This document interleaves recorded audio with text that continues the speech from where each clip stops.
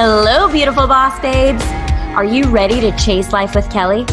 Well, I'm your host, Kelly Chase, and I'm so excited you're here.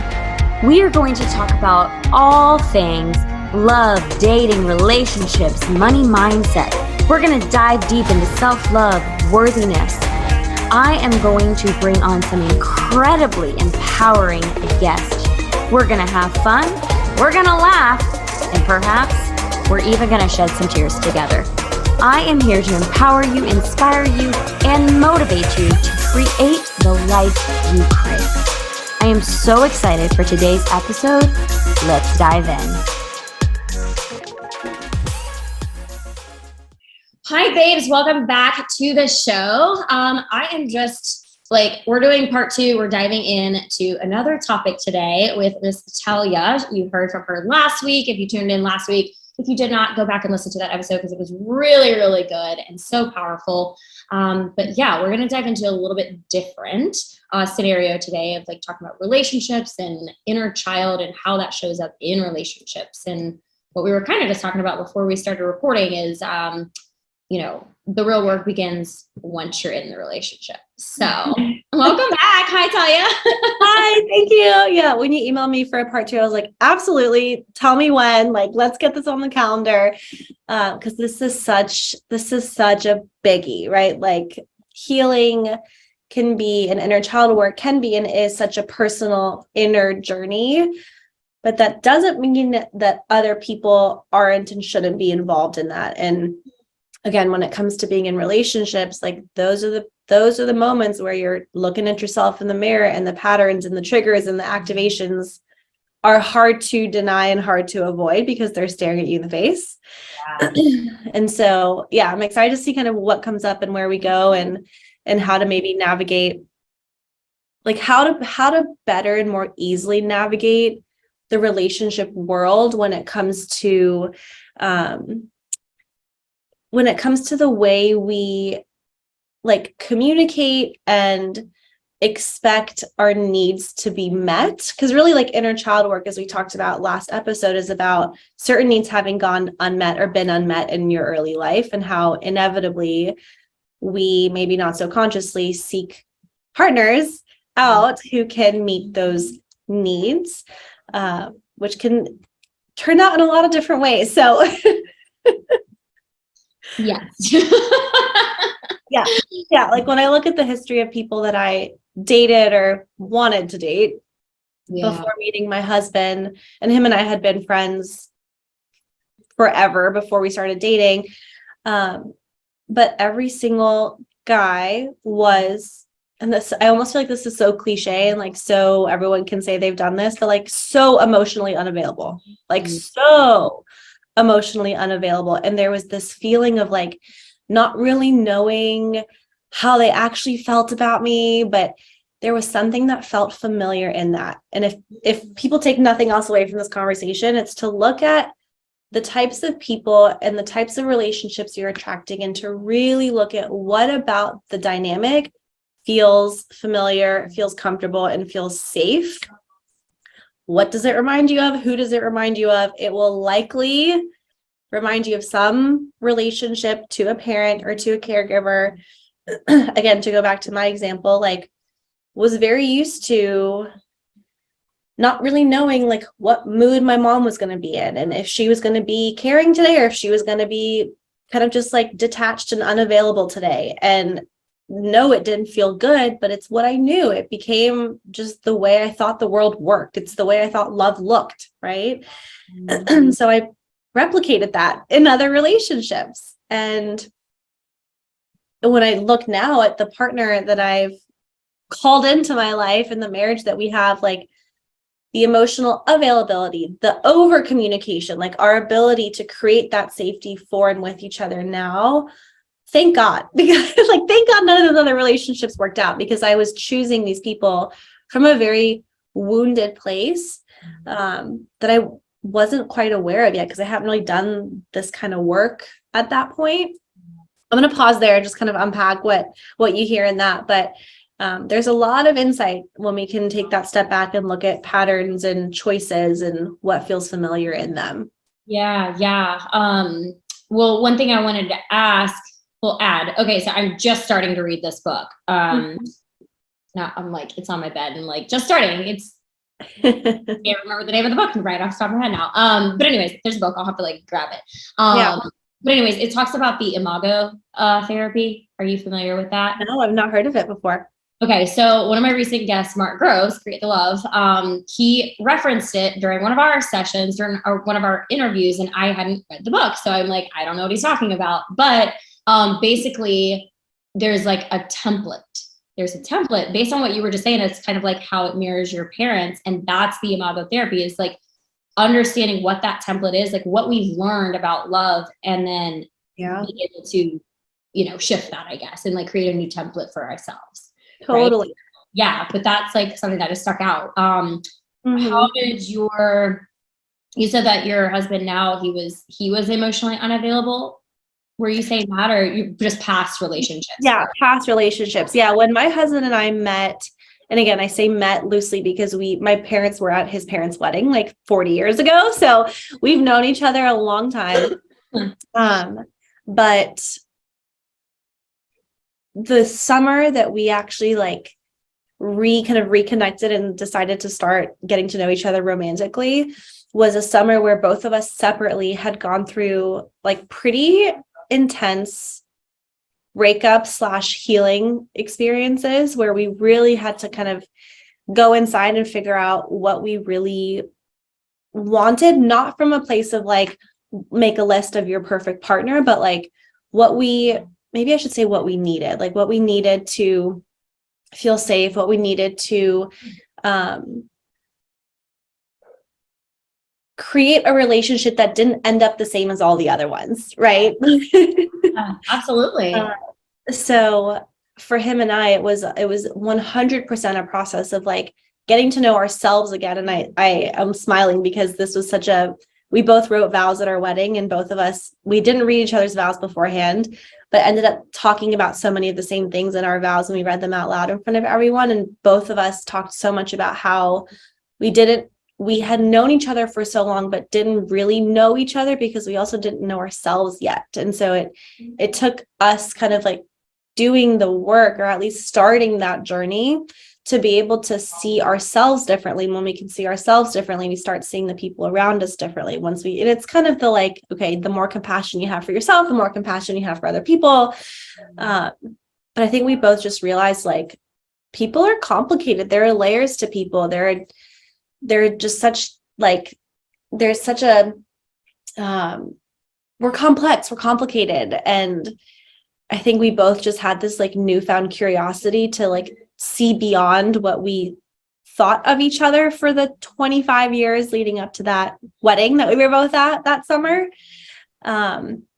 So, and we've worked a lot. I mean, we've worked a lot on our patterns and our tendencies, and coming to understand his inner child stuff, my inner child stuff, and really learning how to navigate things that like he does that trigger me, things that trigger him. Like it's ongoing. It's just, it never ends, but I also don't ever want it to end, because then we would stop learning and we would stop growing, but he's night and day different from anyone I had ever been interested in, which is still so interesting to me. Like once a week, I'll just look at him and be like, what the fuck? Like how are we married in a house with a dog? Like when did this happen? Because just so different than the type of person I thought I wanted.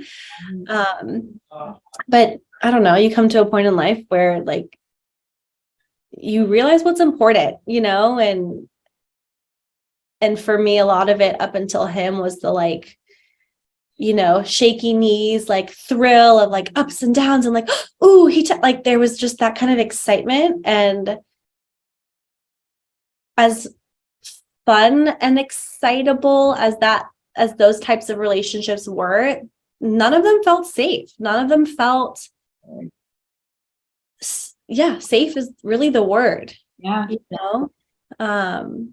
So I've come to value such different things. Yes, we still have fun and there are moments of excitement and this and that, but like groundedness and safety and security and stability and like dependability. I think the ability that not even the ability, but like, he comes home every day, and obviously COVID's happened, so he's not going into the office anymore, but pre-COVID, like, he would come home every day without fail, biggest smile on, arms open, biggest hug, so excited to see me every day. I could depend on that every day. I looked forward to it every day.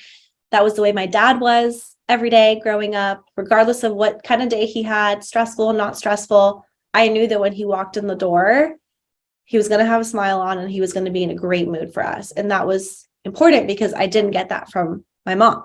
Right. That stability and that predictability and that safety emotionally. So it became that much more important for me to find that in a partner.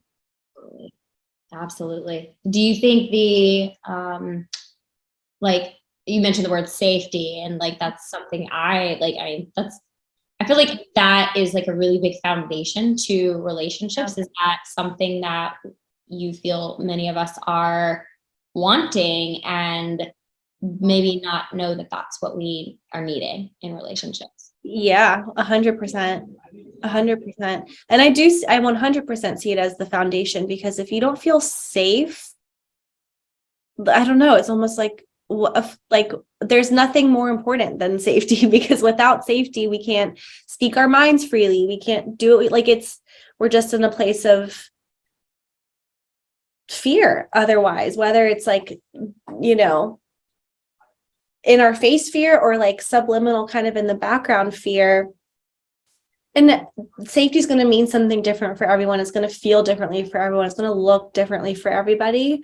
So I would maybe encourage people listening to really think about, what does safety in a relationship look like, sound like, feel like to you?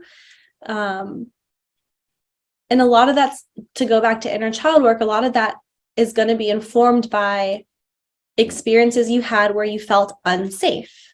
Right. It's all, you've got your own context for what safety is and what safety isn't. So to explore that as kind of a general construct, I think can be a really helpful place for people to start. Like for me, the safety or lack of safety growing up as a kid was emotional safety. I'd never felt safe to fully express my emotions. I was constantly invalidated or dismissed. Just put a smile on, I'm sure we dove into that last episode. So safety for me is having someone who can hold space, who can validate, who can affirm, who can just be there and listen without making me feel crazy like all the other guys did. You know what I mean? And I do want to kind of caveat that and say, he didn't necessarily know how to do that at the beginning. And this is maybe a bit of a different direction to go, but there's something to be said about like things that we need and want, and then just expecting people to like know how to give it to us. And he, problem solver. I think it's a kind of a generalized statement that's safe to make. Men like to solve problems. They want to come in, they want to be out, they want to be done. Like to them, it's hard to see it. For him, it was hard to see the value in just holding space. He's like, but I'm not doing anything for you. And I'm like, no, but this is all that I need.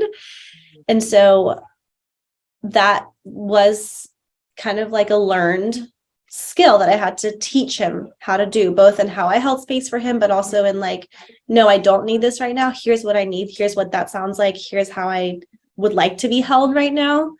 That to me is the most important.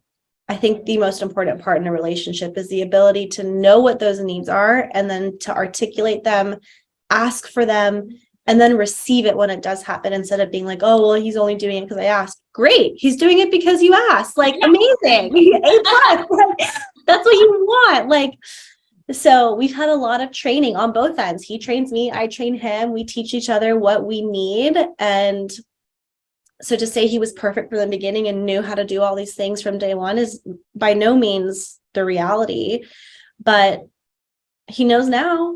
And it works and it's great. And when I need the problem solver in him, I'll tell him like, actually, hey, right now that actually would be more helpful. But there's just so much open communication about needs in that way that I don't know how people are in relationships without it. Like relationships are hard. Like they're hard work. Yeah. Constantly. And we have to, I don't know, have the ability to show up and put the work in and be called out and release expectations that he should just know what to do. Like that doesn't help anyone. It doesn't. It doesn't. And what you said too about, you put out an ask, and what I was going to elaborate is like, okay, like when you said something about like, oh, well, he's just doing it because I asked him to. Well, it's the consistency that follows. Okay. You don't like, yeah, the first time you may have that thought of like, well, he's just doing it because I asked him to, but like, okay, we'll see how it lasts over the next 6 months. Is he still showing up the same way? Is totally. he still, did he learn? Yeah. Yeah. I mean, us too. I mean, how we show up for our partner as well. It's like, okay, it's the consistency. If we just do it that one time, then we're probably just pleasing and right. And then we go back to revert back to the behaviors that we were doing. Yeah. So it's really truly learning and embodying, oh, she likes it when I do this, or he likes it when I do this, and continuing that practice. Totally. And reinforcing it, right? Like reinforcing it, pointing out, like we actually had a difficult conversation this morning where I kind of came in guns a-blazing, like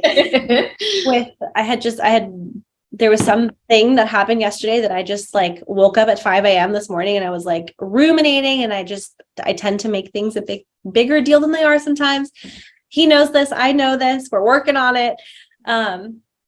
But he was like, I just need you, like when you do bring these things up, of course I want you to, and it's good that you are, but I also need you to, I need to know that you're also seeing all the good things that I'm doing. I need the reinforcement there as well, versus just feeling like attacked and criticized, because the truth is he is doing a lot of things right and really well. And like, it's working in so many ways, but then the one thing comes up that's not working or not good or not optimal, and it becomes like the biggest deal.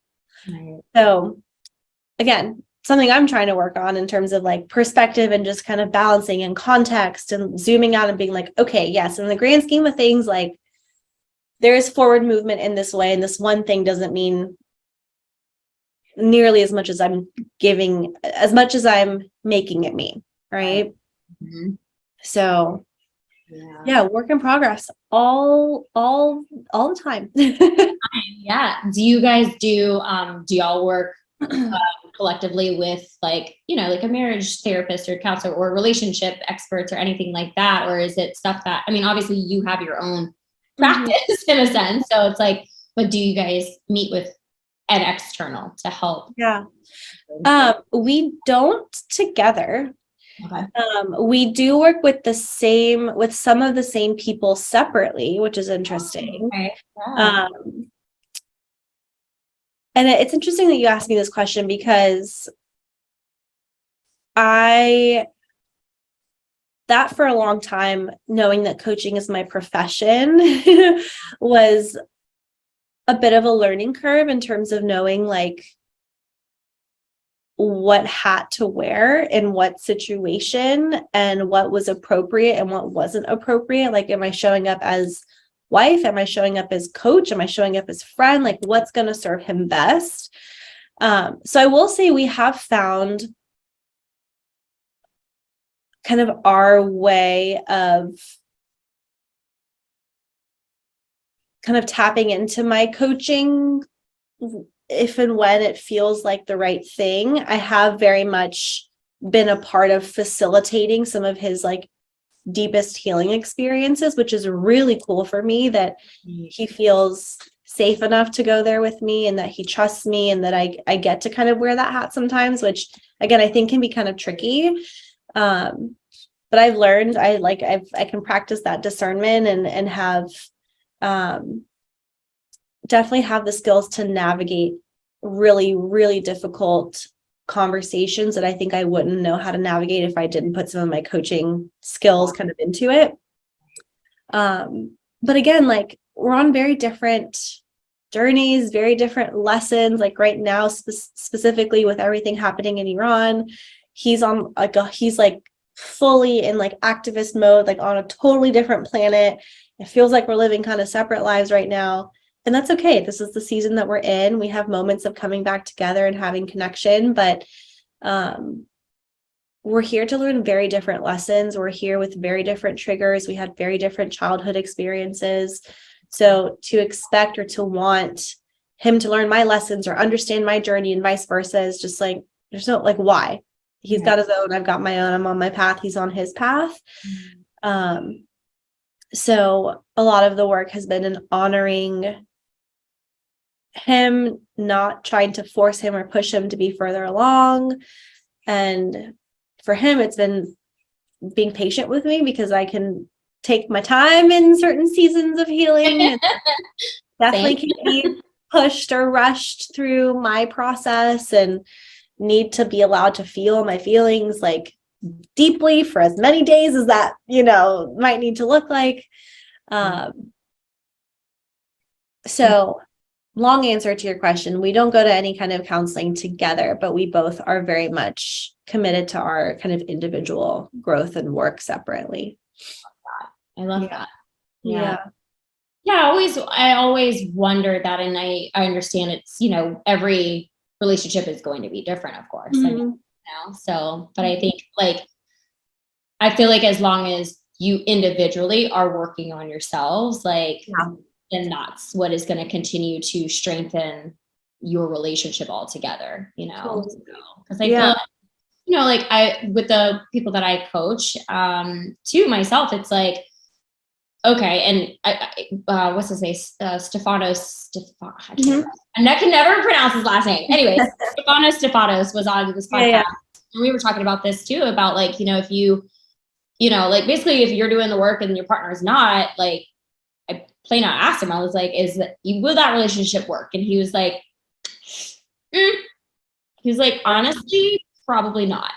It probably won't, because you do have to be on some type of similar page. And if your person is just not willing to put in the effort or whatever the case may be, it's like, how are it's just bringing you down, and you're not able to really truly grow and expand and evolve because you're constantly hoping that this person is going to level up with you, and they're not. Yeah. It's hard. That's hard. It is super hard because, again, you can't want something for someone more than they want it for themselves. Right. You can serve as an example, but even that, it's like, even wanting to serve as an example is still kind of like wanting to control where they're at and wanting them to be somewhere else. We've had to navigate that a bit as well. And I just kept coming back to his life, his timing, his pace, his journey. And I did have to sit with that question, moment of, honesty and truth and vulnerability. There were some months where I was like, if he doesn't get on this train, and we had this conversation, I mean, he could hear me right now having this conversation with you. There was definitely a period of deep inner turmoil of if he doesn't, not if he doesn't get his shit together, but if he is not committed to this path the way that I am and the way that I need him to be with me, I don't know. Is that okay with me? Am I going to be happy with that? And again, also a very kind of scary place to be, a very hard question to sit with. And but again, we built such a relationship of safety that I straight up went to him with it, and I was like, here's what I've been thinking about, and this really scares me, and this is not going to be easy to hear, but we need to talk about this. And it was hands down the most life-changing conversation. It 100% changed the trajectory of our relationship. Not to say it was going in a bad or wrong direction, but that's the other thing, is knowing when your partner does need a bit of a push and a bit of a wake-up call and a bit of a hey, this is serious, this is important, this is not just me wanting you to read a book. Like, this is me really wanting you to like open yourself up to receiving love from everyone in the world, and that's gonna get us into some of his kind of blocks and whatnot. But that mattered a lot to me. Yeah. Absolutely. I love that. Yeah. And it should. Like, it's my world, not just like personally, but professionally. It's my world. And absolutely. I'm constantly, maybe to a fault, but like, I'm always learning and evolving and expanding. And I think there's a fear when your partner is not doing the same, that you're just going to end up going in very different directions and like not having anything in common anymore, and a lot of that was kind of just like jumping to a future worst case scenario, but it did kind of feel like that. Like, I don't want to go so deep down this path and leave him behind. Right. And so, yeah, it's I'm sure that's a common thing for people to think about, but it's a hard thing to articulate and communicate, especially with your partner. Yeah. Well, it takes so much courage and bravery, and just, helping them recognize that you're wanting it out of love, and, coming from heart space versus like, I need you to be here, from that judgment, criticizing energy. Yeah. It's more like, I just, I want you to feel what I feel, and like be here, and like be in this more evolved, expanded space, because you're going to be able to communicate better, and you'll be able to be more vulnerable with each other, and just create that safety for one another. Yeah. And one of, I know last time we talked a lot about kind of the internal system and different parts of ourselves. And that conversation in particular that I had with him was like, by definition, the holding up the mirror. And I'm going into a little bit more of like a practical, like how to have these kinds of conversations that might feel difficult, that you're afraid might come off as like criticizing or judgy.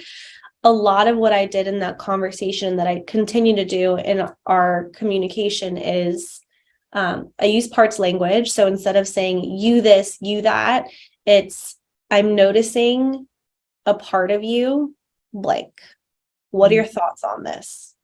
Like, can we look at this together? So I'm noticing, the example in that conversation was, I'm noticing that like when we're in certain environments, social environments, you kind of like don't give people the time of day. Like, you seem very kind of like closed off and cold and standoffish. And that, like, my sense is that like people really want to engage with you and like show you that they care about you, but you don't even like give them the chance to love you. That's what I'm noticing.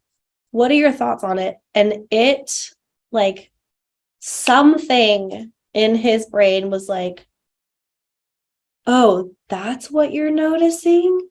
I never saw it that way. And it just, he's a changed man. Like, he's never, he's like, I didn't realize it did. Like, we can't see outside of ourselves, so to be able to be that mirror for someone and say, here's what I'm noticing, a part of you this, another part of you that, da da da da da, and just like put it out on a piece of, it's like, here you go, let's look at this. What do you think about this? How do you feel about this? Is this conscious? Is this something that makes you feel good? Not, I see you do this all the time and it's really shitty and it makes me feel embarrassed. Like, it's not about me. This isn't even about you. This is just about some patterns I've noticed that are hard for me to witness. That was the most productive conversation we've ever had. Wow. But had to take myself out of it, right? Like, remain as like objective and neutral as possible, which I think is probably the hardest part. Yeah, right. Absolutely. Oh, I love that though. Yeah. We'll talk a little bit more about, diving back into the parts and the inner, just like the inner child and like the parts and like how that shows up in the relationships. Yeah. So the inner child and how that shows up. So in so many ways, I think the most important way to share and discuss now would be related to the beliefs that we form, not about love, but actually about ourselves in our early life. Okay. Beliefs like my feelings don't matter. Other people are more important than me. I'm not lovable. Nobody can love me unconditionally. How much people love me depends on how I perform, how I do in school. Like any of those conclusions you came to about yourself in early life, you will likely be trying to prove to yourself as true in later life. Does that make sense? Absolutely. Yeah. Absolutely. So again, to go back to my like former relationships, my core belief in childhood was my feelings don't matter. That is 100% how I felt in so many of my relationships. But it was in some ways like, I don't want to use the word satisfying, but it's like evidence. Like, see, Talia, you're right. Your feelings don't matter. See, you feel like it was just adding data that proved that belief about myself to be right until someone came along who made my feelings their priority. And then it's like, whoa, this feels weird. Like this is, and it's interesting because in the beginning I was like very kind of unsure about it, even though it was what I needed and wanted. It was so unfamiliar to me. And so that's one way. So I think, again, for anyone listening, like, what are some of the core 2 to 3 beliefs you formed about yourself in your early life? And in what ways are you trying to prove those beliefs to be true? In the choices you're making, the partners you're attracting. And then how can you, from that core belief, and this is not necessarily super easy to do just kind of on your own. But the idea here is to get super clear on the beliefs that formed in those early years through the experiences you had, and then understand what unmet needs they were tied to. So again, my belief of my feelings don't matter was tied to a core need of emotional safety and validation. Once I know that, then not only do I get to learn how to provide emotional safety and validation to myself, but I also know how to ask for it, how to articulate it, and also realize that it's an important, like I need it in a relationship to feel safe. Right. I think with him and I, it also just informs the way we approach difficult conversations, because I know his inner child and his, formative beliefs and his experiences in his early life. It's almost like when I speak to him, I'm speaking to that part of him. Yeah.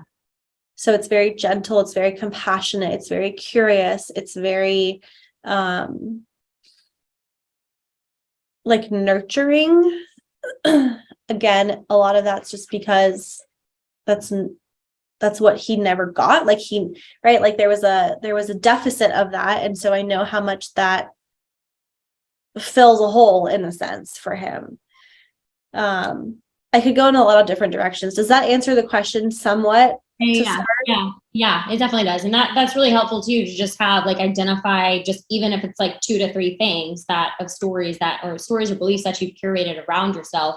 Yeah. And kind of look at it. I was going to say, like, take like an aerial view and see like how you've been collecting that evidence, like you said, the data for a while, and be like, okay, but like, is there any evidence right now that I can see, that can disprove that belief? Even if it's just one thing, that can offer that for us. And then we're like, okay, there is that does exist for us. Totally. And, when it comes back to like the healing of the inner child, we could sit all day and find evidence of the opposite. It's like, see, you are lovable. And here's one piece of evidence why, why it's not true that you're unlovable.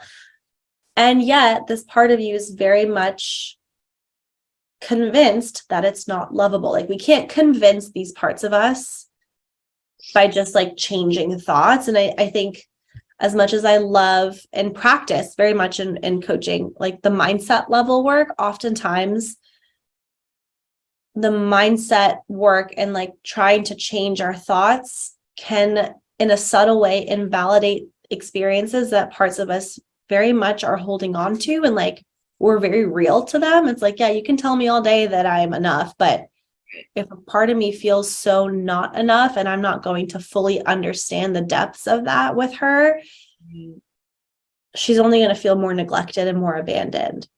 Right. So acknowledging, it's more about acknowledging those parts of you and really validating and holding space. Yeah. Yeah. And being like, yeah, it makes sense to me that a part of me feels like her feelings don't matter. That makes a lot of sense to me. Right. So instead of coming in and being like, no, they do, it's like, can I just go be with her and show her that I understand, and not make her feel so alone in that experience anymore, and maybe have her show me where that came from and what experiences created that belief, and then move through a process of either like rewriting those memories or retrieve. There's a process called retrieval where we kind of like visualize, basically like transporting those parts of us stuck in those moments in time into either into the present or into just like a better feeling state or place. Yeah. So there's a lot of how that can look, but that's where like the deeper work sometimes has to happen, because those roots run deep. Like we don't just wake up one day, and again, I probably said this in the last episode, like you don't just wake up one day thinking that you're not enough. Like that belief came from a very real experience that you had that created a lot of pain for you, that became very much internalized into this thing that you now believe to your core to be true about yourself. Like, whoa. Yeah. It's so whoa. Mm-hmm. So like you could do all the affirmations you want, just look in the mirror, I'm enough, I'm enough, I'm enough, I'm enough. It's not always gonna do the trick.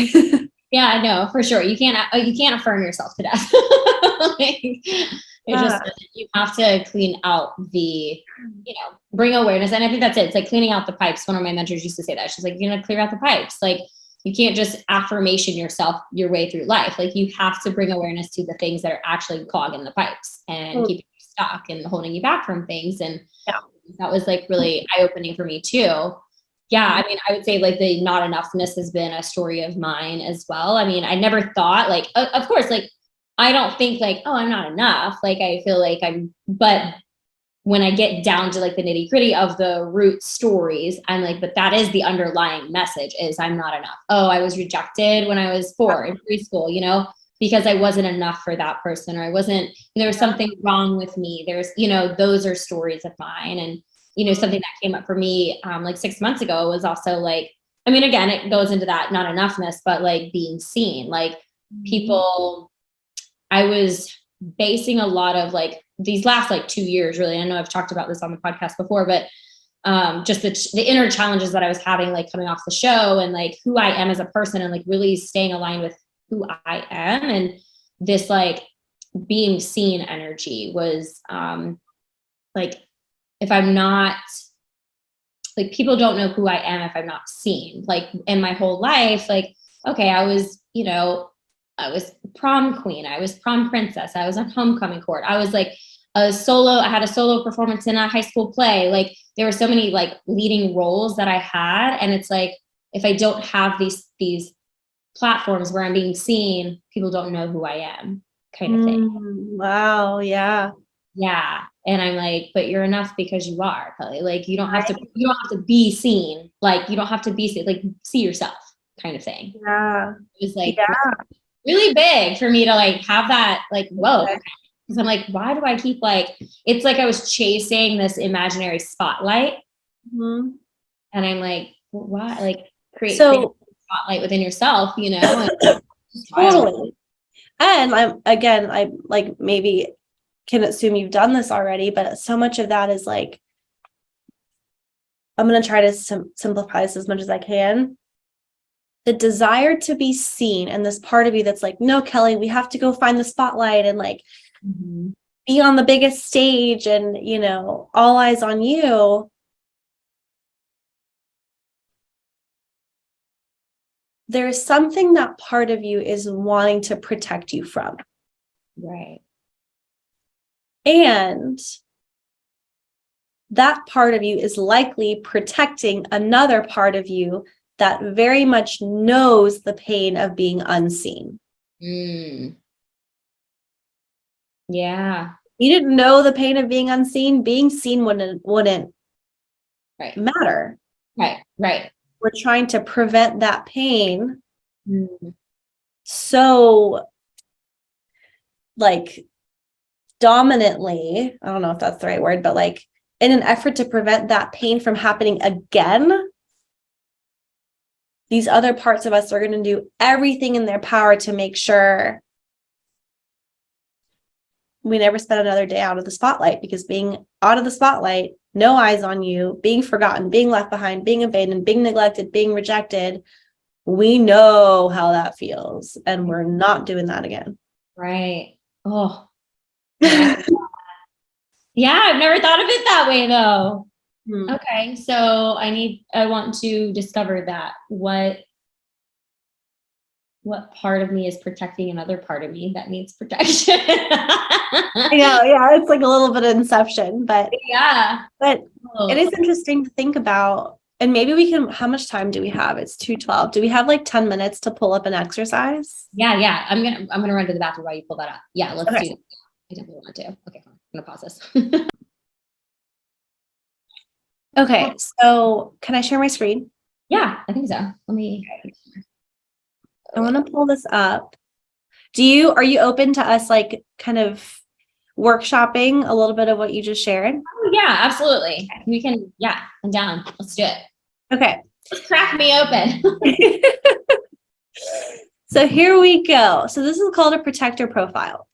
Okay. And the protector that I heard you kind of just name is this part of you that's like wanting you to making sure you're in the spotlight, making sure that you're being seen.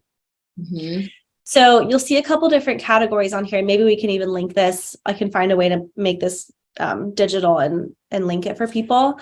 So there are a couple questions we're going to explore, or like categories we're going to explore about this part of you. So you'll see at the top, it says name. And this is basically just our ability to separate you from this part of you and be like, okay, I'm noticing this part. We're going to call it like my spotlight part, or my this is like my inner diva, or like give it a name. So what do you want to name this part of you?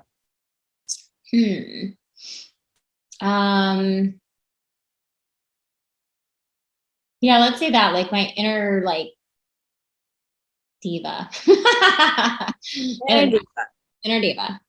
And again, it doesn't matter so much what we name it. The goal and the key behind this question is to separate yourself from the part and recognize it as like its own kind of entity, if you will. Okay. Yep. Then you'll see the next box says quality. So if you could just share with me some of the qualities or characteristics of this part of you that like chasing the spotlight, wants to make sure you're being seen. Tell me things about her. The first thing that came to me was like impatience. Yeah, like lacking patience. This like grasping neediness. Like I feel needy. Like seeking external validation. Very like I want to say like very like ego driven, very like self-absorbed. Yeah. So before I continue, simple yes or no question. Does all of that make sense to you? Yeah. Are you like, yeah, that makes sense. I like understand. I understand. I get it. Yeah, it does. Okay. Next question. I want to go to the core beliefs here for a second. So you'll see 3 categories. We have core belief about self, core belief about others, and then core belief about life or the world. Okay. So if we were to check in, and again, this is more so from like the perspective of your inner diva, if we were to have her tell us these 3 core beliefs, what does she believe about herself? What does she believe about other people? And what does she believe about life or the world around her? About herself, I was gonna say she's not good enough. Like there's something, yeah, she's not good enough. She's not, like something's wrong with her.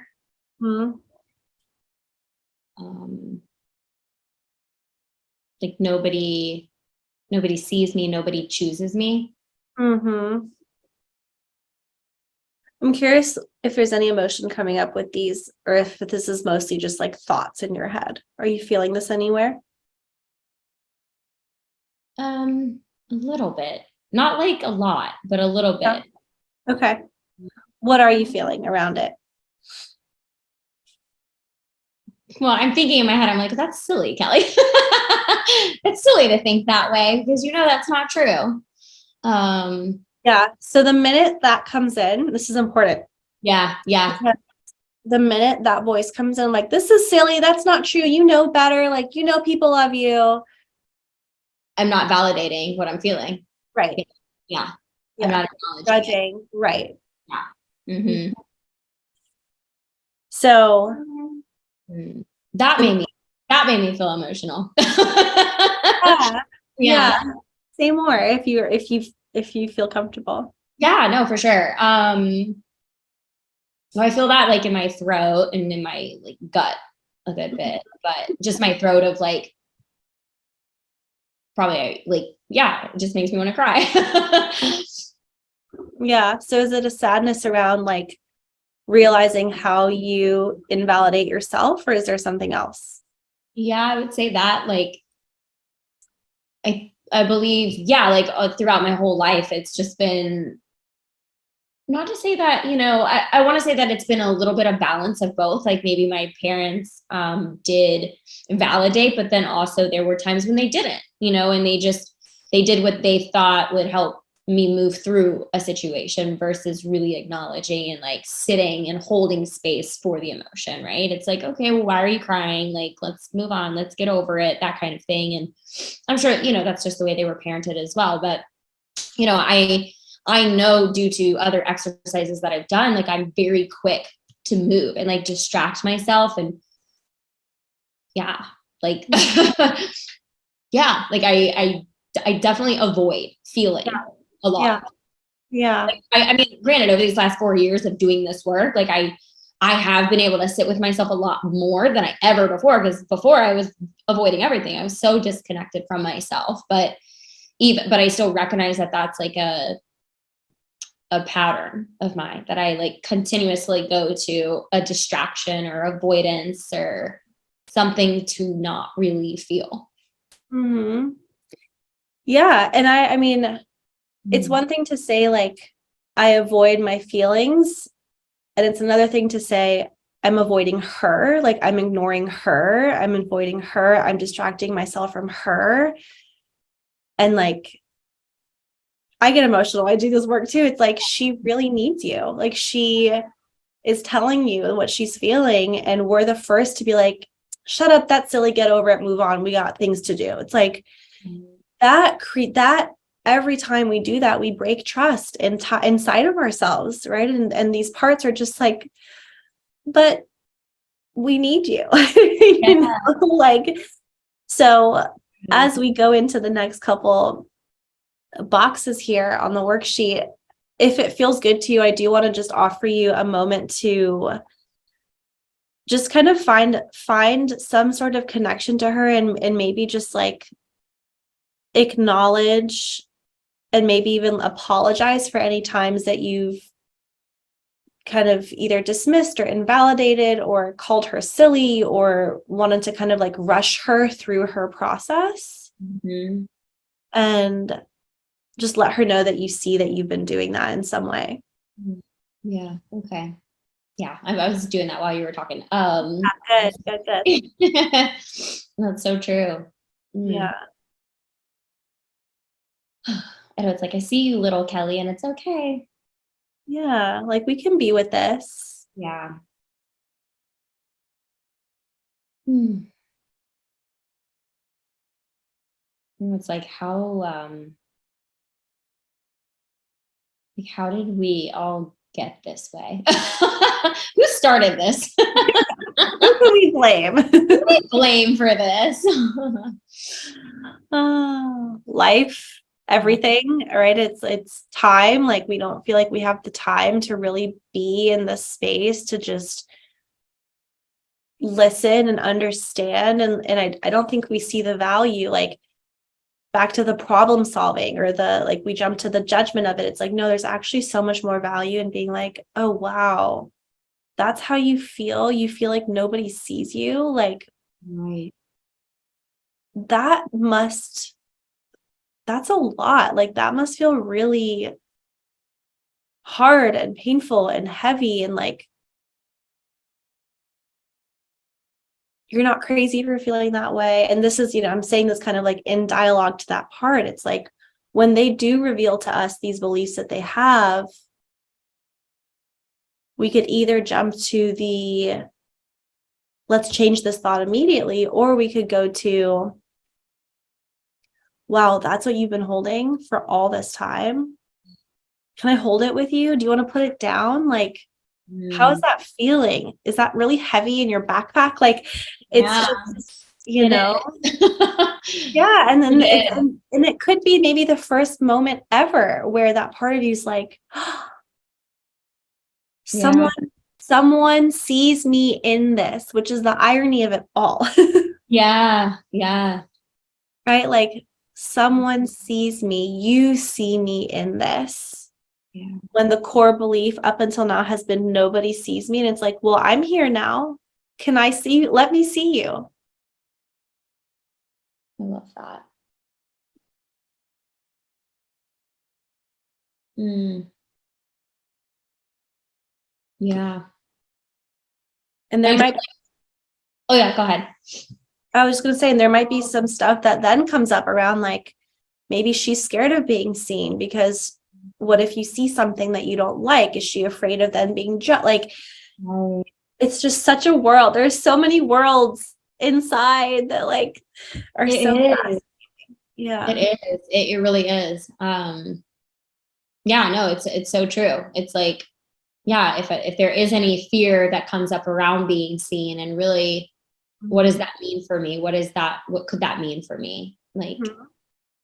and I feel like that's, something I said yesterday, to someone. I was like, yeah, I just feel like there's like a part of me that's been holding back in a lot of different ways. And just, I really want to show up differently. And I don't know, I mean, granted, it's been all of that has been holding me back, and like all the internal dialogue that I've had, and, the parts of me that are, I've learned so much stuff over the last few years that it's like, how do I convey my message? I think I was doing some work around like, creating like offering calendar and like content calendar and that kind of thing. And I was like, I have so much information that I want to like explode on, like out there into the world. It's like, how can I stay that patience? Again, I said that like impatience. It's like, I want so much of me to be seen but I have to like there's a part of me that like, okay, Kelly, but like be patient with it, and like drip these parts of you, like show up and like talk about like this one thing that you're really passionate about, and then after like a month or two, and like put out an offering for like a coaching package, and then move on to like another thing that you're really passionate about. But I'm like, I'm so multifaceted and so passionate about everything, and I'm like, I want to talk about this, I don't want to talk about this, I don't want to talk about this, and it's created a lot of confusing energy within my business.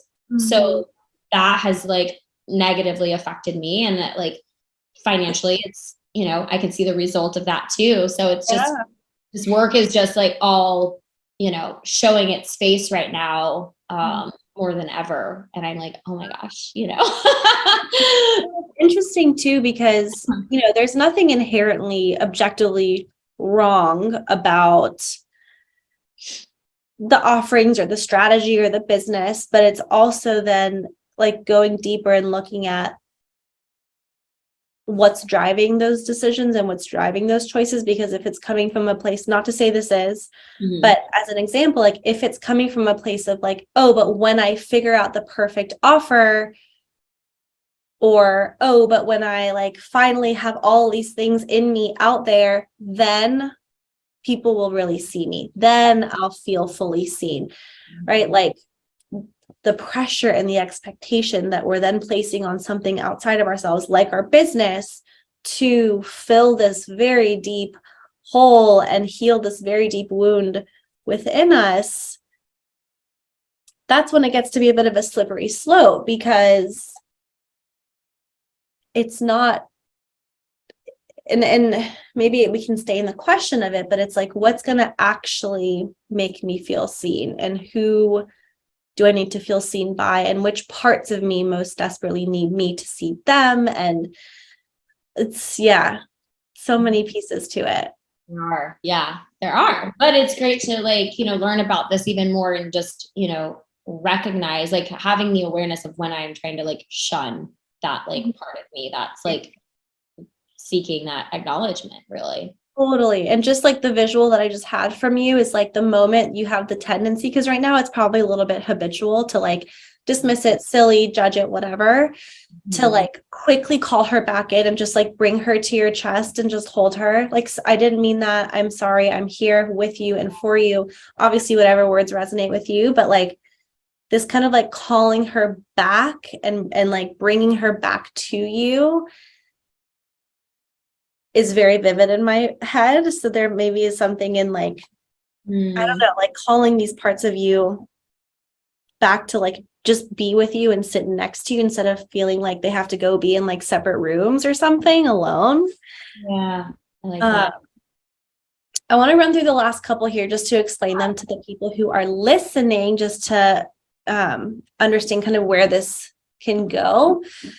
So we have the core belief about self being that I'm not good enough and that something's wrong with me. We have the core belief about others being that others don't see me, nobody sees me. And then do you have one about life / the world more at large that you can name? I don't know if I do. I don't know if I've ever like thought about that. I feel like,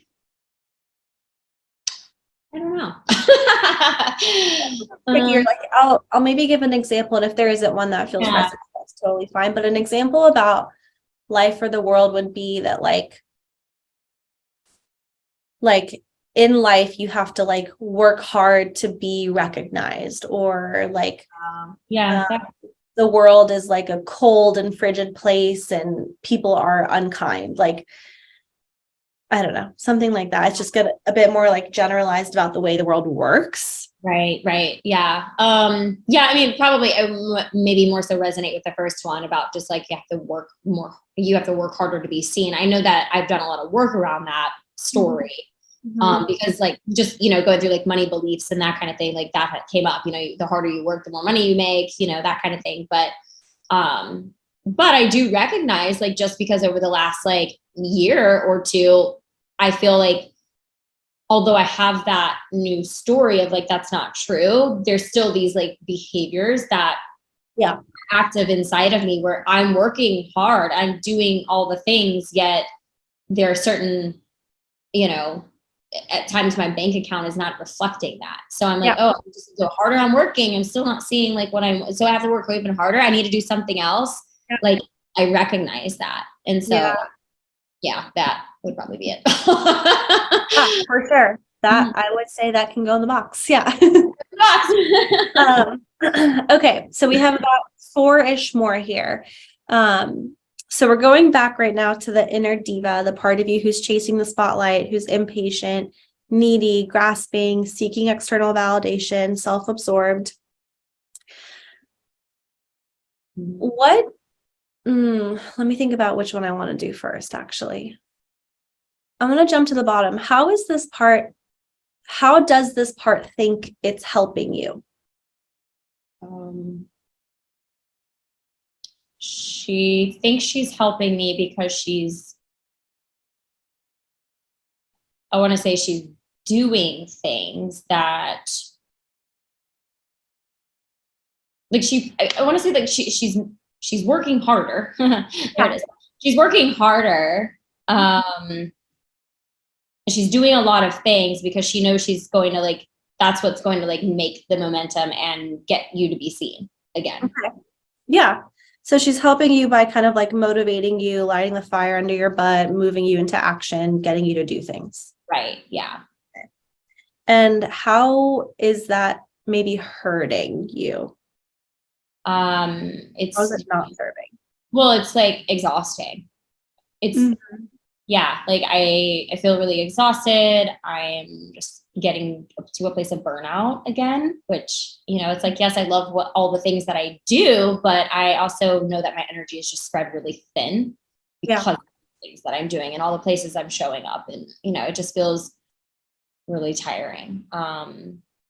So I would say that mostly, and it's not the harder that she's making me work and all the places that I'm going, like, yeah, maybe there's like temporary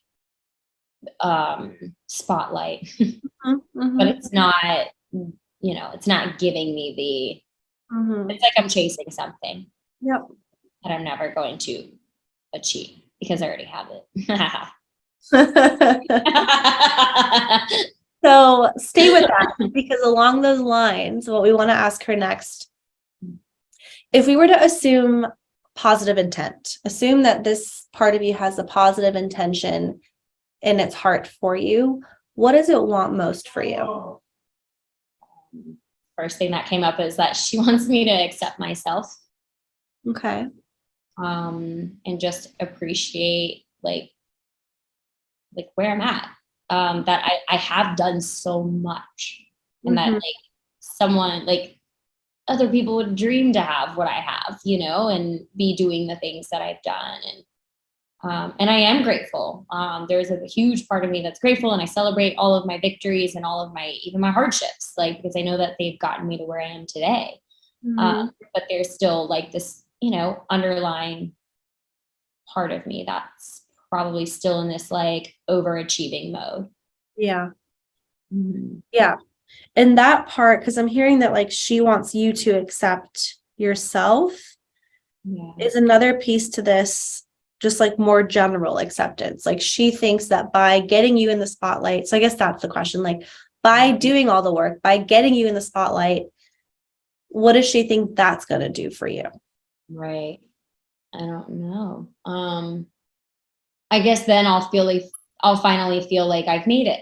I've like achieved, you know, but I'm like, but what is that spotlight? You know, it's like, who am I trying to be?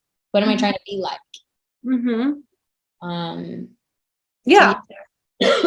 Sure. It's like interesting and important question to explore further with her. I think at a high level, what's important to recognize here is that like she is trying to help. She does think that getting you in the spotlight is going to be the thing that like gets you the things or the whatever.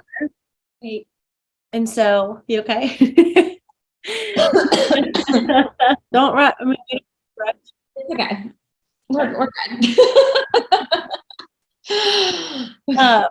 So yeah. So what I was saying was to be able to just for a moment, like, I think the tendency with these parts of us, like the inner diva, is to resist it and fight it and judge it and like, no, you're so self-absorbed and why are you grasping for the spotlight and stop doing this and we don't need this and we know better. And it's like, okay, but if we can understand that it thinks it's helping, it's trying to get you to a place of success, it's trying to get you to a place of acceptance, it has a positive intention for you. It wants you to be happy. There's something that happens, at least for me internally, that's like, oh, thanks, actually. Like, thank you for trying to help. Thank you for all the effort and the work and the things that you're doing. Yes, maybe it's not working super well. Yes, maybe it's a little bit misplaced or misguided. But when I look at the core intention, I actually can see that we're on the same team. Mm-hmm. And that you're not working against me. You aren't bad. You aren't wrong. We just get to kind of like renegotiate terms of contract a little bit. Sorry, my husband's screaming in the other room because he's watching the World Cup. And from that place, the last bit of insight to get from this part is to understand its core fear. What is it trying to protect you from? What is it trying to save you from? What is its core fear that motivates it to get up and get you in the spotlight every day?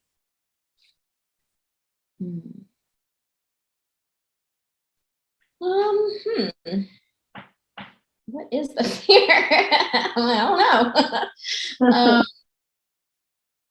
If you're not in the spotlight, if nobody sees you, if you don't get to those, metaphorical or real stages, like, what is it trying to prevent? It's like, I'm bringing up this analogy in my head of like, it's like we want love, but love is like the thing we fear the most kind of thing. So it's like, I want to be seen, but being seen is what I fear the most. Could that be something like that? Like, I want to be seen, but like, what will being seen bring me? A lot of criticism, a lot of judgment, a lot of, and so maybe I'm actually like fearing those things. Yeah. Because you've experienced those things. I have experienced those things. When I was seen, 100%, I experienced a lot of that. Yeah, in many ways. So it's like there's this part of me is trying to, yes, she's trying to help me get to what I'm asking for, but in a sense, there's a part of me who is trying to keep myself safe too from getting there. So it's like they're working against each other. Yeah, interesting. So that's part 3.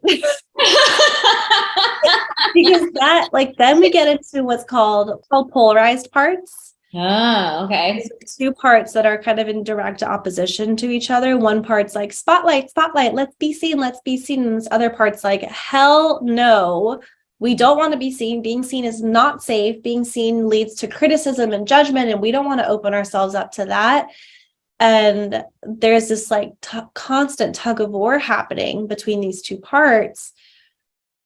That's a whole other process of like understanding and getting them to actually affirm and validate each other in a really kind of cool process.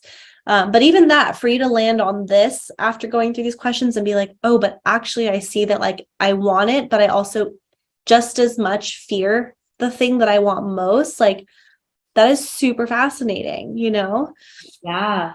Because it is. Yeah, really cool. But, and I think the kind of ultimate place, and you'll see at the bottom of this worksheet, the box says just thank. It's like a little thank you box. Yeah. And this is a way to just kind of like sit next to your inner diva and be like, I appreciate what you've been trying to do. Like, thank you for the effort and the motivation and the pushing and the doing. And thank you for wanting me to be accepted. And thank you for wanting me to be successful. And thank you for like everything you've been doing. I see you. I appreciate it. I understand where it's coming from. And like, I would appreciate your willingness to maybe be open to some new ways of doing things around here. But for now, I just want to say thank you. I love that. Something that happens, like there's a felt shift and relief mentally, but also sometimes physically, when we can like disarm against these parts of us and recognize everyone just wants the best for you. Everyone's just trying to help. Everyone has positive intention. Sometimes it just gets a little, out of order, but then we just call them back in, have a team meeting, and go back for the second. I'm trying to come up with like a football metaphor right now, like second quarter. I don't know. Yeah, I love it. Anyways, that was so great. Thank you. Thanks, guys, for listening to me dive into my deep-rooted shit. Now you all know. Oh my God. Well, and it's funny too, because it's like, you know, when you see people online and you can feel their true essence and you feel their embodiment of things. And it's like, I know those people, you know, and I'm like, I want that. Like, I want that so much. And I feel like I'm like getting myself there, but I haven't really, like literally like yesterday, I was was looking through my Instagram, just like my feed. And I was like, it just feels like I need to like, there's something not vibing, like my own pictures. I was like, there's something not vibing with me here. Like, I don't like, I wish I could just like wipe my Instagram clean, start fresh and like just go in a sense. And I don't know, like I feel like a little stuckness happening. Yeah. It's just Well, it just seems like that to me is a healthy sign of growth, right? Like you've outgrown the ways you were showing up and now you're starting to see yourself differently. You're starting to see the way you were showing up differently. Right. Ideally not with judgment, but just like curiosity, like, oh, interesting that like that felt authentic at one point, or interesting that that's how I felt like I had to show up at one point. Maybe it didn't feel authentic, but I felt like I had to be this way, you know? Yes. And I think that was more it. It was like, I'm just like recognizing like, that's not like, there's so much more to me and this is not representing my like authentic self. Yeah. That's huge to be able to see and to be willing to see and to be, and I mean, why not archive your posts and start fresh? Like you make the fucking rules, like, right. You know, and yeah, you get to honor every version. Well, and what could be even, you get to all of the versions. When I look back on my Instagram too, I'm like, what was I thinking? Like, oh my God, you know, but it's like, but that was a part of my story and a part of a season and a chapter that I was in. And now I get to see the contrast and it makes me proud. And like, I still love that version of me because she was trying and she thought she was doing what she had to. And like, maybe you feel the need to erase, maybe you don't erase. That's not so much the point as much as like, just honoring all the versions of us that some, for whatever reason, felt like that was the safest way to be, you know? Absolutely. I love that. Oh, I love that. That's so good. Thanks, Tallia. We kind of went all over the place, but relationships, inner child, patterns, triggers, protectors. Yeah. Everything. Oh, it's so good. Here, are you done with this? Yeah, I'm gonna take this down. I loved it though. That was so good. I love that. It's funny because I went to a women's retreat like a couple weeks ago, or a month ago, I guess now. And we did something very similar to that. Like things. But I love that. Oh, yeah, that's so neat. But yeah, I mean, as you identify these things, like, okay, so tie this back in. For me in this regard, I kind of went on more of like the like professional route with that, but like, okay, how does that part, because I'm sure it does, affect relationships for me? Ooh. Yeah. Right? Like, am I trying to like prove myself in a relationship? Am I trying to work too hard? I don't think so, but like, I mean, I don't think I am. I feel like a lot of that shows up more in my professional, like business and like career life versus versus like relationships, because I feel like I've like gotten myself to a good place in like surrendering. But then there's, I mean, obviously I had a conversation with you before we started recording about a situation I'm experiencing, and it's like, okay, I'm recognizing like parts of me that are like, okay, this is the part that wants to show up as a friend, and this is a part of me that's recognizing how can I when there are feelings involved, right? So it's like, what do I do with that? Is the part that's trying to show up all together? Is it just because I want this person to see me? I don't know. And what would it mean to be seen by this person specifically? What would that do for you? Like, again, as with everything, I'm like so much to explore just in that. But I would tie that back to like both the fear of being unseen and the fear of being seen, and how these two parts are kind of like just tug of war. Like Yeah. How is that showing up in my relationships? Am I like wanting the attention, but then when it gets to be like, when shit gets real, am I afraid of like really being seen in my vulnerability? Do I feel like I have to like put on a show once the spotlight's on me? Like, yeah, I don't know. Mm. So interesting, but it's so helpful. I mean, but this is so helpful though to navigate and like understand. I mean, the parts is so powerful. Like you said, I think it's just like all about just bringing the awareness to these parts, and that's it. Like, and love them regardless of tell you what they're doing, what they're not doing, how dumb they sound, how silly they are. Like, to love them regardless, the way we wanted our parents to love us, regardless of how we showed up. Like, this is reparenting work, you know? Are we just responding the way that we were responded to and that really fucking hurt? Like, are we just doing the same thing to ourselves? Yeah. And essentially, obviously I was, and I have been, you know, to certain regards. I mean, again, I feel like I'm a little bit more aware of things, but as you witnessed, as everybody just heard, I went straight to that, like distracting, avoiding, which is, you know, and there's a lot of criticism, you know, within my family too. So that's something that I recognize, that I try to not do. But I mean, to your point, like so much of it's learned, so much of it is familiar, just to bring us back full circle to the beginning of the conversation. Like, if you sit with no other question today, for anyone listening, it's what feels familiar to my system. Yeah, what feels familiar. What feels like my baseline? What feels familiar? What feels comfortable? Not good, but comfortable. What feels predictable? What feels in some ways safe? What feels familiar? What was I very used to growing up? Yeah. That's definitely a point of entry. I love that. That's so good. Like, now I'm like in a spiral of like, okay, let me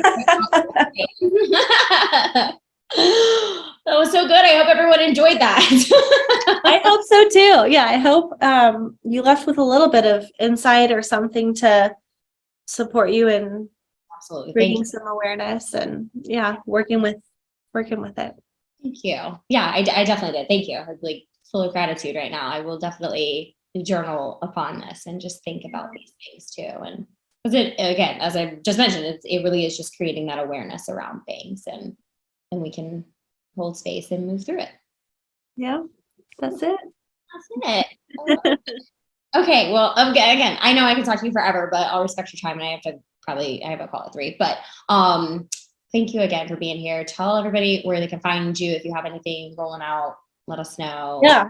Instagram is where I hang out, just at Tallia Deljou. I do have the Inner Child Challenge I mentioned last podcast convo, 5 days of exercises and prompts and just thoughts to start familiarizing yourself with your inner child, connecting, understanding what some of those experiences and beliefs might have been in your early life. And start there. It's a good place to start. Yeah, I love that. And when does that is the a 5-day thing? Is it like something that's ongoing, or is it? Okay. Yeah, it's not like a live start date we all do together. It's just you sign up and you get the days in your email and do it on your own time. And I will say most people who sign up probably don't commit to sitting down and doing the work. It's work, like pen to paper. It's work, so make the promise to yourself that if you sign up for it, that you're going to make the time to do it. You will not regret it. It's fun. Yeah. Well, if it's anything like what we just went through, it's going to be very eye-opening for a lot of people. So for sure. Okay. Awesome. Well, thank you for having me again. Absolutely. This was lovely. I hope you feel better soon. Both of us are like snotting away over here. And I'm like, sorry guys. I keep looking at myself in the thing and I'm like, oh my God, I don't know if it's my lighting, but I look so washed out. I'm like, this is just terrible. Oh, you look amazing. Your hair is like diva all day. You got your diva curls in. Thank you. Out. But thank you, honey. If you loved this episode, please download, share, rate, and review. If you are ready to step into that next level version of you and grow your business and bank account, it's time to unleash your goddess magic and chase life with Kelly. You can start this epic expansion journey by diving into the Goddess Magic course bundle found at chaselifetogether.com. Please connect with me on Instagram at Chase Life with Kelly. Join the Chase Life with Kelly Facebook community and subscribe to my YouTube channel. Till next time, create the life you crave, babe, and chase life with Kelly.